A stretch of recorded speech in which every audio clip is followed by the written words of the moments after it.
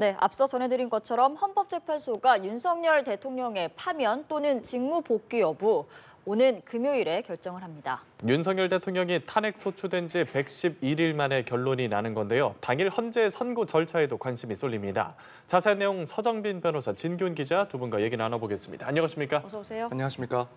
네, 말씀드린 것처럼 오는 금요일 오전 11시에 윤석열 대통령의 탄핵 심판 선고가 이루어지는데요.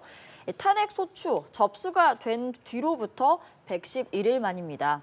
진 기자, 우선 오늘 평의도 이루어진 것으로 정해지는데 이렇게 선고 기일이 통지되기까지의 상황이 좀 궁금하고요. 그리고 선고 기일이 정해졌다는 건 어느 정도 재판관들끼리 합의가 이루어졌다는 의미인지도 궁금하거든요.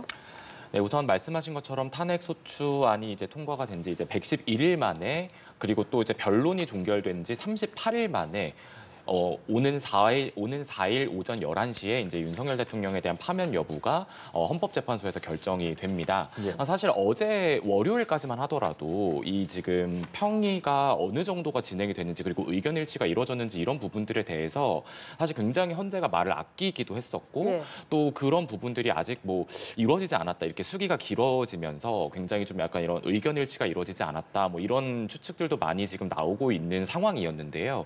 오늘 오전 10시에 이제 재판관 8인이 모두 이제 평의에 참여를 했고, 그래서 평의에 들어간 지 30분 만에 일단 선고일자 합의가 돼서 이제 통보가 된 상황입니다. 그래서 이렇게 평의를 마치고 나서 이렇게 통보를 했고, 선고일자를 지정해서 통보를 했고, 그래서 이제 양측 대리인단에게는 전화와 이제 전자문서를 통해서 이제 선고일자를 통보를 했고요. 윤 대통령에게는 관저로 이제 기일 통지서를 발송을 해둔 그런 상태입니다. 사실 선고일자를 지정을 했다라는 건 이미 어느 정도 이제 큰 결론에는 지금 합의가 된 것으로 일단 해석을 할 수 있다는 게 좀 지배적인 관측이긴 합니다. 그렇기 때문에 일단 선고일자에 합의를 한 거고, 이제는 이런 평의와 평결을 이제 선고 때까지 아무래도 추가적으로 계속 이제 거치면서 이제 결정문, 이제 인용과 기각, 각하, 이렇게 좀 3가지 결론이 나올 수가 있잖아요. 여기에 대해서는 이미 좀 연구관들이나 이제 TF팀을 통해서 일단은 좀 각 여러 가지 버전에 대한 결정문을 일단 준비가 되어 있는 상태이고, 다만 이제 이 부분들이 최종적인 평결을 만약에 재판관들이 거친다라고 하면 거기에 따라서 이제 결정되는 부분들에 대해서 이제 버전에서 따오는 형식으로 해서 이제 결정문을 취합하는 이제 그런 단계들이 좀 앞으로 남아 있는데, 이런 단계만 남아 있는 상태이기 때문에 일단 선고일 지정에 합의를 한 것이고, 그렇기 때문에 오늘 이렇게 통보를 또 한 그런 부분이었고, 또 이제 과거 이제 두 전직 대통령의 탄핵 심판 선고 때를 살펴보면은 이틀 전에 이제 보통 공지가 되는 게 일반적이었는데, 지금 오늘 하루가 더 빠른 3일 전에 지금 공지가 된 상황이잖아요. 그런 상황으로 봤을 때는 아무래도 좀 큰 결론은 이미 어느 정도 좀 헌법재판관들 끼리에 어느 정도의 합의는 이루어졌다, 이렇게 해석을 하는 것이 일단은 지금 지배적인 관측으로 나오고 있는 상황입니다. 예, 탄핵 심판 선고 당일에 윤석열 대통령이 직접 출석할지 여부에도 관심이 쏠리고 있는데, 그동안을 보면 11차례 변론 기일 중에 8차례 참석을 하고 일부 기일에선 직접 의견도 참 적극적으로 밝히는 모습을 볼 수 있었거든요. 이번에 탄핵 심판 선고일에는 참석을 할 거라 보십니까?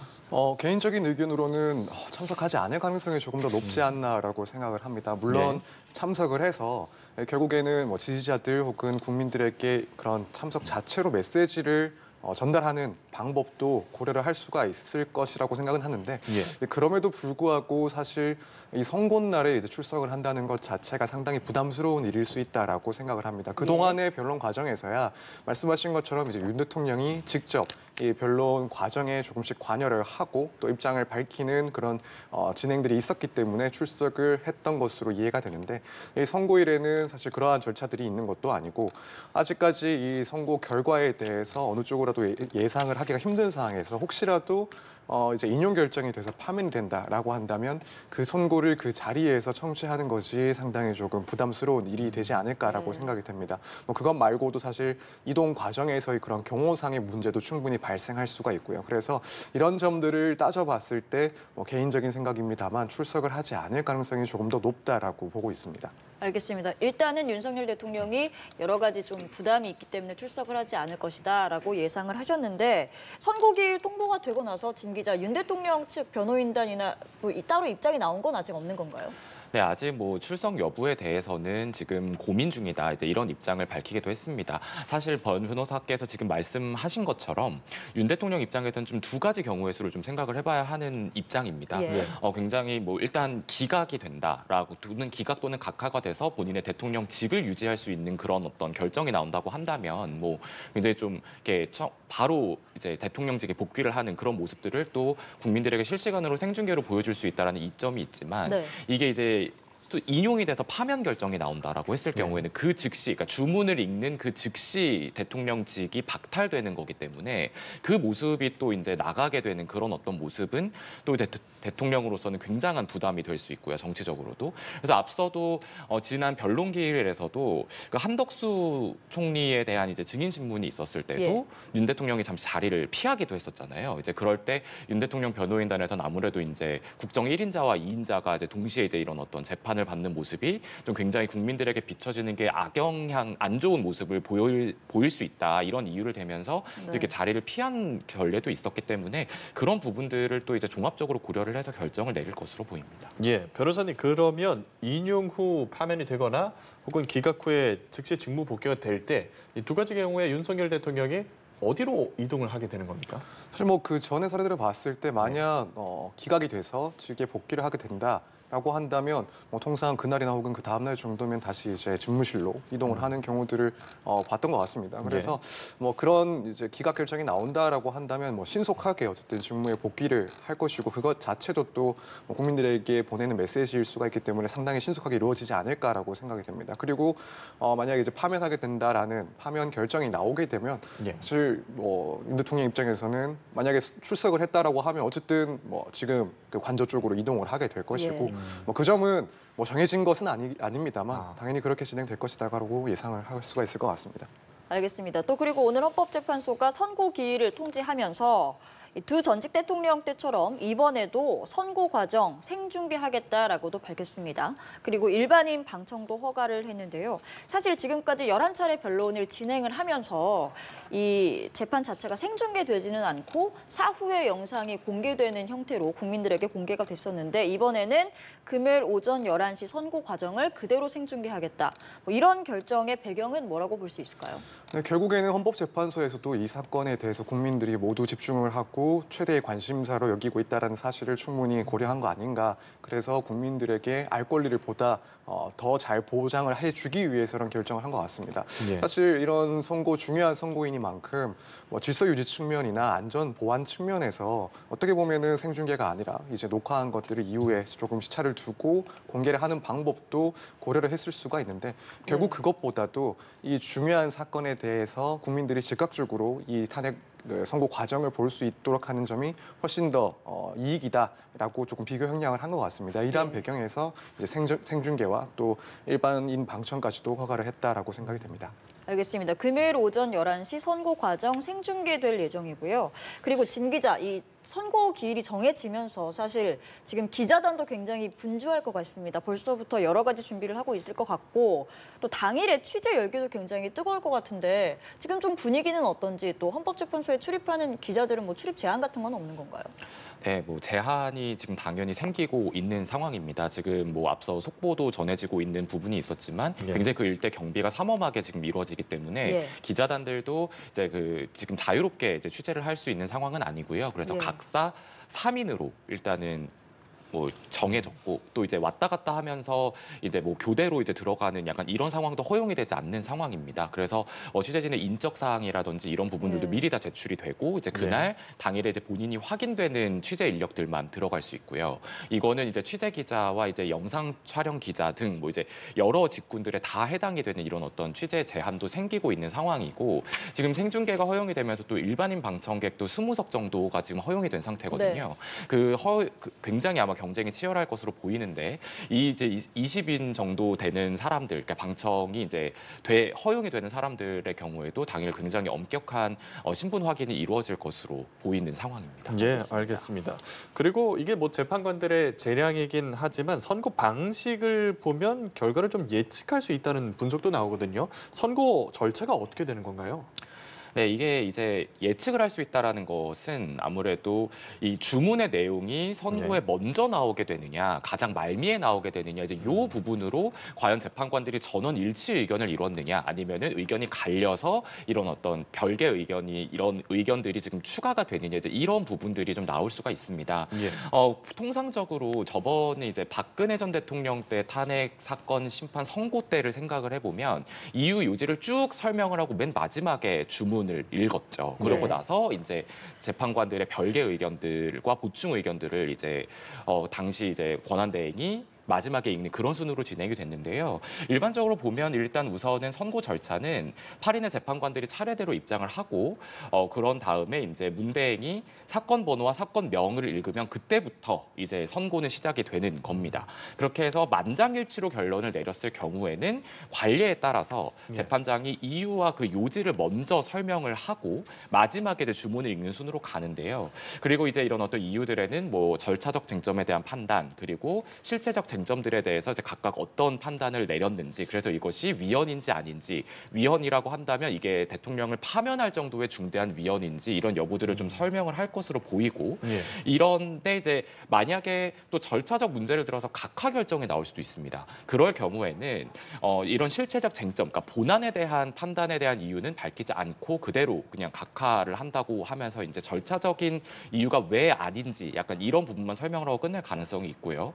이제 전원일치 의견이 나오지 않을 경우에는 재판장이 먼저 주문을 읽고 예. 이제 주문과 다른 결론을 이제 지지하는 반대 의견에 대해서 이제 각각 설명을 하는 이렇게 나오게 됩니다. 그렇기 때문에 주문을 먼저 읽느냐 아니냐 이 부분에 대해서 전원일치 결론이 나왔느냐 아니냐를 일단은 가늠을 해볼 수가 있을 것 같고요. 예. 그런 부분 다음에 이제 그런 어떤 이유들이 이제 쫙쫙쫙 나오게 되면 아무래도 이제 만약에 전원일치 의견이 이렇다 그러면 인용일지 아니면 기각일지 뭐 이런 부분들은 아무래도 이유들이 이제 나오면서 뭐 중대한 정도의 이유이다 네. 뭐 이런 부분들이 언급이 된다 그러면 예. 뭐 주문이 나오기 전에는 어느 정도는 이제 예측을 해볼 수 있는 그런 부분들이 나올 수 있을 것으로 보입니다. 네, 지금 진 기자가 설명을 해주셨지만 과거의 전례를 비춰볼 때 만약에 재판관 8명이 만장일치 의견이라면 일단 선고 요지를 먼저 설명한 뒤에 나중에 주문을 읽는다라고 이야기를 했는데 이게 혹시 뭐 헌법재판관들의 재량에 따라서 달라질 수 있는 것인지 아니면 좀 법적으로 딱 틀이 정해져 있는 건지도 궁금하거든요. 사실은 달라질 수가 있긴 합니다. 이제 뭐 실무적으로는 방금 말씀을 해주신 것처럼 전원 일치가 있을 때는 이유부터 설명을 하고 주문을 읽는 방식으로 진행을 합니다. 이게 실무제요라는 뭐 일종의 재판 진행과 관련한 그런 규정집이라 혹은 뭐 교과서 정도의 그런 내용에도 포함이 되어 있긴 한데 이 부분은 사실은 뭐 강행 규정이라고 볼 수는 없고 재판관들이 어떤 순서로 재판을 진행하면서 선고를 하는지 여기에 대해서는 뭐 법적인 그런 규정이 마련되어 있는 것은 아니기 때문에 얼마든지 사실 사안에 따라서는 재판관들이 재량껏 다르게 진행을 할 가능성도 있습니다. 알겠습니다. 일단은 전례를 비춰볼 때 예측은 해볼 수 있지만 그게 100% 맞는 거는 아닐 수 있다라고 설명을 해주셨는데 지금 이 사건 선고 결과가 인용이든 기각이든 각하든 전원 일치된 의견이 나올지도 굉장히 큰 관심사잖아요. 네. 이제 일각에서는 헌재가 이제 국론 분열을 막기 위해서 최대한 만장일치 의견을 도출해내기 위해 노력했다라는 분석도 나오고 있는데 이 부분에 대해서는 좀 공감을 하시는지 그리고 실제로 결과도 어떻게 만장일치가 나올지도 궁금합니다. 네, 저도 사실은 만장일치 그러니까 전원일치 결론을 내지 않을까라고 일단 예상을 하고 있습니다. 다만 이제 선고 기일이 워낙 지금까지 많이 좀 지연이 되다 보니까 예. 그 상황에 대해서 이제 해석하기에 따라 전원일치를 위해서 시간이 드는 것이다라는 의견도 있었고 또 한편으로는 지금까지 선고가 되지 않은 것은 결국에는 전원일치가 안 되고 있기 때문에 그래서 의견들이 서로 대립하고 있기 때문에 시간이 지연되는 것이다. 선고를 하더라도 일치된 판결이 안 나올 가능성이 높다라는 그런 의견들도 있는 것 같습니다. 하지만 일단 개인적인 생각으로는 말씀하신 것처럼 이제 대통령에 대한 탄핵 선고라는 것은 상당히 이제 중대한 그런 사안이고 여기에 대해서 재판관들은 기본적으로 만장일치, 전원일치의 판단을 하기 위해서 노력하지 않았나라고 생각이 듭니다. 그리고 실제로 이제 판결도 그렇게 전원일치된 의견을 내기 위해서 지금 의견을 뭐 종합하고 있을 것이다라고 개인적으로 생각하고 있습니다. 따라서 일단 뭐 지켜봐야 되긴 하겠지만 예. 결국에는 전원일치의 판단을 하지 않을까라고 예측을 하고 있습니다. 알겠습니다. 알겠습니다. 과거에 박근혜 전 대통령 탄핵 심판 같은 경우를 또 보면은 선고 당일에 판결을 했다는 얘기가 들리기도 했는데 윤 대통령의 경우는 어떨지 이것도 뭐 추측의 영역이긴 합니다만 판결 절차가 모두 마무리됐다라는 보도도 있거든요. 네, 뭐 그런 보도도 나오고 예. 있고요. 사실 지금 이 평의와 판결 절차가 어디까지 진행이 됐는지 이런 부분들은 헌재가 철저히 보완에 붙이고 있는 부분이기 때문에 뭐 정확하게 확인이 되는 부분은 아닙니다. 다만 앞서 말씀드린 것처럼 이렇게 선고일을 지정했다라는 거는 예. 굉장히 이제 어느 정도의 이제 각 재판관들마다 본인들의 좀 결론이 선 그런 단계라고 볼 수 있을 거고요. 그리고 재판관들끼리도 어느 정도 이제 의견 합의가 이루어진 단계. 그래서 막바지 작업에 이제 들어가는 그런 단계라고 볼 수 있습니다. 평결이라고 하는 절차는 우리가 좀 쉽게 쓰는 용어로 표현을 하면은 투표 같은 거거든요. 예. 그래서 재판관들이 각자 이제 8명이서 돌아가면서 뭐 인용, 기각, 각하 이렇게 3가지 결론에 대해서 자신은 이제 어떤 생각이다 이렇게 해서 의견을 밝히는 절차거든요. 이것이 이제 평결이고 이 평결 결과에 따라서 이제 주심인 정영식 재판관이 이제 마지막 최종 결정문을 작성하고 이제 검수하는 이런 절차를 거치게 되는 그런 절차라서 예. 이게 지금 평결이 이제 뭐 됐다 안 됐다 그래서 뭐 어디까지가 뭐 이루어졌다 이런 부분들은 뭐 아직까지는 정확히 확인을 할 수 없는 부분이지만 뭐 평결을 뭐 했을 수도 있을 수 있지만 어쨌든 박근혜 전 대통령 때도 뭐 보완을 위해서 이게 그런 어떤 결론이 새어나가지 않기 위한 보완을 위해서 이제 당일에 이제 판결을 하고 들어갔다 이제 이런 이야기가 그래서 나왔던 것이거든요. 네. 그렇기 때문에 아직까지 지금도 평의를 추가적으로 계속 이제 일정이 또 잡힐 수도 있고요. 예. 그런 부분들에 대해서는 재판관들이 아무래도 좀 계속 좀 신중을 기하는 그런 모습을 보이지 않을까 이렇게 좀 관측이 되고 있습니다. 알겠습니다. 최종 기일 이후부터 계속해서 철통 보완을 유지하면서 평의를 이어왔다라고 전해지고 있는데 변호사께서 보시기에는 어느 정도 평결이 이루어졌다고 보시는지 아니면 뭐 보완상이나 여러 가지 이유 때문에 아직은 아닐 것이다라고 보시는지도 궁금합니다. 사실 시기적으로는 이제 어느 정도 판결까지도 진행되지 않았을까라고 생각은 해봅니다. 또 일부 보도에 의하면은 정확한지는 모르겠지만 판결까지 완료를 했다라는 이야기도 나오고 있는 상황이긴 네. 하고요. 다만 이제 워낙 이 헌법재판소의 평의 그리고 판결 과정에 대해서는 보안이 철저하게 지켜지고 있기 때문에 뭐 이러한 보도 내용이 사실인지 혹은 어디까지 진행됐는지 여부에 대해서는 지금 파악은 할 수가 없는 상황인 걸로 보입니다. 그래서 개인적으로는 지금 시점 그러니까 선고일 앞서 이제 3일 정도가 이제 남겨진 그런 상황인데 이 예. 시점에 있어서는 그래도 판결까지 조금 진행이 되지 않았나. 예. 남은 부분 물론 이제 그런 선고 절차와 관련해서 평의가 추가적으로 더 진행이 될 수 있긴 하지만 결론에 대해서는 네. 이제 재판관들이 의견을 다 낸 것이 아닐까라고 생각을 하고 있습니다. 예. 이 관심이 이제 재판관들 의견이 그러면 과연 일치했는가 뭐였는가 이 부분에 대해서 좀 쏠리고 있는데 일단 탄핵 인용이 결정되기 위해서 재판관 6인 이상의 동의가 필요하고 단순히 다수결의 원칙으로 결정되는 건 아니잖아요. 그래서 어떻게 하면 인용이 되고 어떤 경우에 기각 또 각하가 되는지 이 부분 정리 한번 해주시면 좋겠습니다. 네, 우선 헌법재판소가 지금 8인 체제로 일단 선고를 하기로 결정을 한 거라고 볼 수 있기 때문에 네. 8인의 재판관 중에서 이제 이게 인용 결정이 나려면 6인 이상의 인용 의견이 있어야 합니다. 예. 그렇지 않고 이제 5명이다. 그리고 이제 나머지 뭐 세 재판관이 뭐 기각이나 또는 각하 의견을 냈다 그러면 이거는 이제 기각이 되는 결정이 나는 거고요. 네. 또 각하, 그러니까 이 소송 자체가 지금 절차적 요건이 맞지 않아서 본안 심리에 대한 부분을 짚지 않고 절차적 문제로 이제 이 소송은 이제 무효이다. 이제 이런 결정을 내리는 각하라고 하는 결정을 내리기 위해서는 재판관 4명 이상의 각하 예. 의견이 필요합니다. 그렇지 않게 된다 그러면, 그러니까 즉 5대 3으로 이제 인용 5대 기각 각하가 3인이 나왔다. 그렇게 예. 되면은 이제 이렇게 됐을 경우에는 이제 기각이 되는 거고요. 네. 인용이 되려면 6인 이상의 인용 의견이 있어야 되는 거고 각하가 되려면 재판관 4인 이상의 각하 의견이 있어야 각하 결정이 내려질 수 있습니다. 네, 지금 설명을 해주신 것처럼 재판관 8명 중에 6명 이상이 탄핵소추안 인용에 찬성을 하면 윤석열 대통령은 즉시 파면이 되는 것이고 반면 8명 중에 3명 이상이 반대, 기각 또는 각하를 하면 탄핵소추는 기각 또는 각하가 되는 것인데 앞서 저희가 한덕수 대통령 권한대행 국무총리 탄핵소추 결과가 나왔을 때 이때 당시에는 기각 결론이 났지만 또 소수 의견들이 기재가 됐었습니다. 그러니까 이번에도 어떤 식으로 결론이 나오든 그 판결문에 소수 의견이라든지 재판관들의 의견이 다 담기게 되는 것이죠. 네, 만장일치, 그러니까 전원일치 의견이 아니라고 한다면은 결국에는 이 소수 의견들도 기재가 되게 됩니다. 사실 이전에 이제 각 대통령들에 대한 탄핵 심판에 있어서 이런 소수 의견들을 볼 수가 없었습니다. 왜냐하면 노무현 전 대통령의 탄핵 사건 같은 경우에는 네. 당시 이제 헌법재판소 규정상 이런 소수 의견에 대해서는 공개를 대상으로 하지 않고 있었고 네. 재판관들이 이런 소수 의견까지 공개를 해야 되는지 말아야 되는지 여기에 대해 논의가 있긴 했었지만 결과적으로는 이제 다수 의견만 명시가 됐었습니다. 그러고 나서 이제 헌법재판소법이 개정이 됐고 이제 박근혜 전 대통령의 사건 같은 경우에는 이 개정된 법이 적용이 됐지만 그때는 또 전일치로 결론을 내는 바람에 네. 뭐 소수 의견은 당연히 있을 수가 없었고요. 다만 이제 이번 윤 대통령의 그런 탄핵 심판에 있어서 혹시나 이제 소수 의견이 존재한다라고 한다면 그 부분 역시도 이 결정문에 담기게 되는 것이고 이 선고를 하면서 그런 내용까지도 설명을 하게 됩니다. 예. 예. 결국에 이제 진 기자가 얘기해 준 대로 마은혁 재판관 후보자를 임명하지 않고 8인 체제로 선고를 내리게 됐는데 사실 앞서 보면은 이제 국회 마은혁 재판관 후보자 미임명에 대한 권한쟁의 심판에 헌재가 만장일치로 인용 결정을 내리기도 했잖아요. 그래서 마은혁 헌법재판관 후보자를 임명하라는 얘기도 좀 설왕설래가 많이 오갔는데 이 부분에 대해서 결과가 나온 후에 좀 반발 같은 건 없을까요? 네, 반발도 충분히 조금 있지 않을까라고 생각이 됩니다. 예.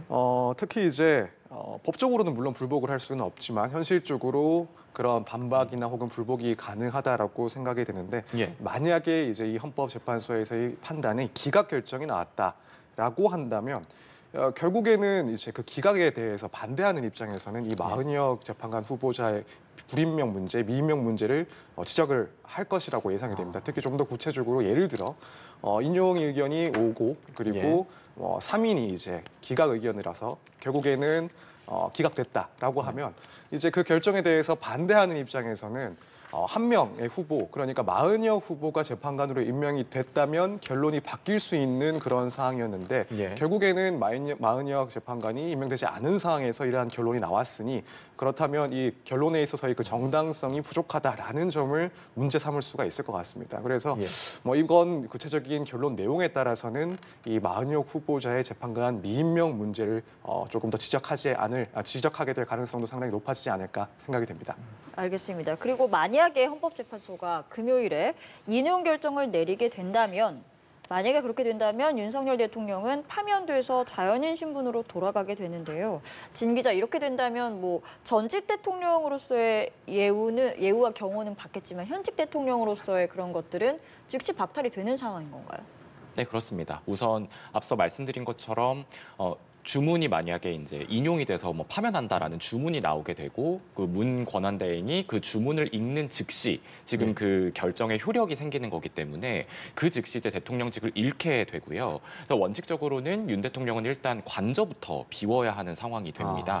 예. 모든 이제 그 권리가 박탈이 되기 때문에 그리고 또 대통령으로서 할 수 있었던 여러 가지 권리가 있죠. 뭐 국회 제2요구권이라든지 뭐 국군 통수권이라든지 뭐 국무위원 임명권이라든지 이렇게 대통령이 행사할 수 있는 권리는 그 즉시 무조건 다 박탈이 되는 겁니다. 예. 여기에 또 이제 관저 아까 이제 떠나야 되는 이런 부분들도 있고요. 뭐 이 관저를 떠나는 시점은 좀 유동적일 수 있습니다. 앞서 박근혜 전 대통령 같은 경우도 네. 이제 파면 결정 당일이 아닌 다음 날에 이제 강남구 삼성동의 사저로 이동을 했던 전례가 있거든요. 이제 예. 그런 부분들이 있고 또 그런 어떤 파면 결정이 되게 되면 또 국가공무원법에 따라서 향후 5년간 또 공직에 임용이 될 수 없고 또 국립현충원에 안장될 자격도 잃게 됩니다. 그런 상황이 돼서 이제 또 이런 어떤 현직 대통령 이런 어떤 예우뿐만이 아니라 전직 대통령으로서 받을 수 있는 예우도 박탈이 되게 되는 그런 부분들이 있습니다.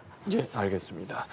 이날 결정이 이제 비상계엄 이후에 나오는 첫 사법적 결론이기도 한데 만약에 헌재가 계엄이 위헌 또 위법이라고 판단할 경우에는 사실 윤 대통령뿐만 아니라 지금 얽혀있는 인물들이 상당히 많지 않습니까? 김용현 전 장관 등 관련자들의 내란 관련 형사 재판도 남아있는 상황에서 분명히 영향을 미칠 것 같은데 어떤 점을 좀 예상해 볼 수 있을까요? 네, 사실 충분히 영향을 줄 것이다라고 관측하는 게 맞는 것 같습니다. 왜냐하면 지금 각 절차가 달리 진행되고 있고 또 네. 주요한 그 기준 자체는 다르긴 하지만 결국에는 이제 12월 3일 비상계엄에 대한 판단을 하고 있는 상황입니다.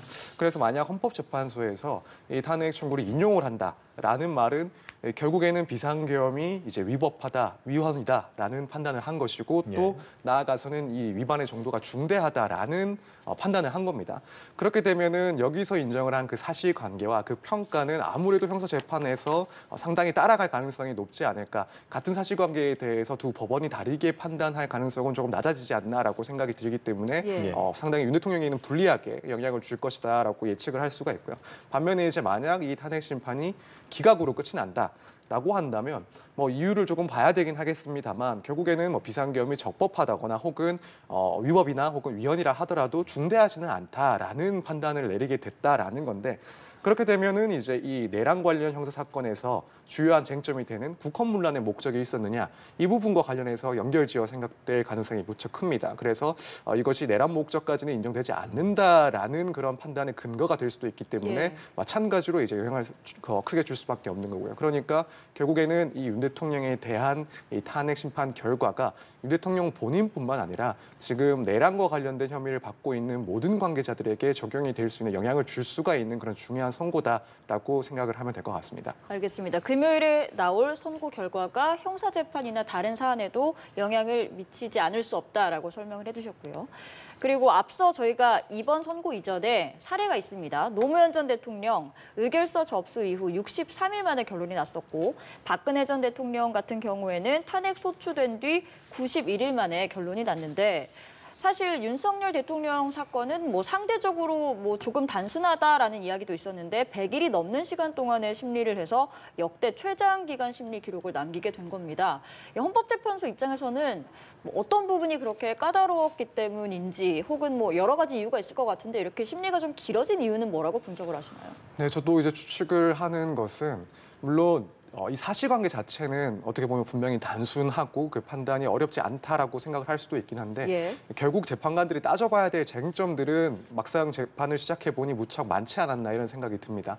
이제 우리가 그동안의 변론기를 지켜보면서 윤 대통령 측에서 주장을 했던 그런 쟁점들이 상당히 많았습니다. 그래서 실체적인 내용, 그러니까 뭐 계엄의 사유가 인정이 되는지 또는 계엄 당시에 윤 대통령이 지시한 내용들이 무엇이었는지 이런 부분들도 다 하나하나 쟁점이 됐지만 또 한편으로는 절차적인 부분들, 그러니까 국회에서 이제 소추안을 접수를 하고 이후에 그 내란죄 부분을 빼버린 부분, 철회를 한 부분, 이 부분이 과연 동일성이 인정이 되는지 아니면은 국회에서의 그런 재의결이 필요했는지 이런 절차적인 문제도 또 지적을 했었고 그 밖에 이제 이 관련자들이 형사 사건에서 진술했던 그 진술이 담긴 조서에 대해서도 이 헌법재판에서 증거로 쓸 수 있을지 여기에 대해서도 사실 문제를 제기했었고 쟁점화가 됐었습니다.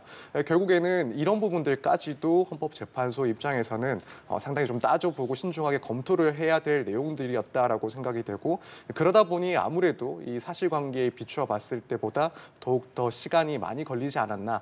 특히 이제 이런 쟁점들이 법정 안에서만 이제 논란이 됐던 것뿐만 아니라 법정 밖에서도 이제 국민들이 상당히 이제 쟁점인 것을 알고 많은 이야기들이 오갔었습니다. 그러다 보니 결국 헌법재판소에서는 이번 판결의 그런 정당성 혹은 완결성을 확보하기 위해서 더 시간이 걸린 것 아닐까 이렇게 생각을 하고 있습니다. 예, 알겠습니다. 오는 4월 4일 오전 11시 탄핵 소추된 지 111일 만에 윤석열 대통령 탄핵 심판 결과가 선고가 되겠습니다.